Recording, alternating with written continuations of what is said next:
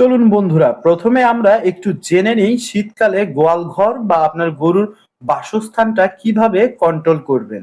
এই বাসস্থান নিয়ে শীতকালে আমাদের বড় ভুলটা কোথায় হয় জানেন? গবেষণায় দেখা গেছে ১০ জন খামারির মধ্যে প্রায় ৮ জন খামারি এই ভুলগুলো করে থাকে তার গরুর গোয়ালঘর বা বাসস্থান নিয়ে। অতিরিক্ত যখন শীত পড়ে তখন আমরা ভাবি গরুর শরীরে ঠান্ডা লাগবে, এই ভেবে আমরা চতুর্পাশে পলিথিন দিয়ে বন্ধ করে দিই। না ভাই, এটা আমরা একদমই ভুল কাজ করছি।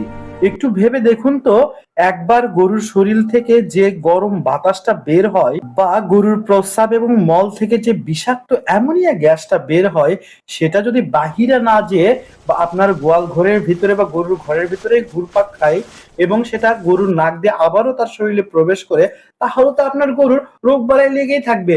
নিউমোনিয়া, শ্বাসকষ্ট, পাতলা পায়খানা ইত্যাদি ইত্যাদি শীতের ভিতরে রোগ বালাই তো হবেই। তাই বুদ্ধিমানের কাজ হলো পর্দা বা চটের এমন ভাবে আস্তরণ দিয়ে ঢাকবেন যেন সেটা আশ বা ফাঁস থাকে, যেটা হতে পারে আপনার পাটের চট অথবা হতে পারে কাপড়ের পর্দা। আর ওপর দিয়ে একটু করে এক টাকবর বা এক হাত খানিক করে ফাঁকা রাখবেন।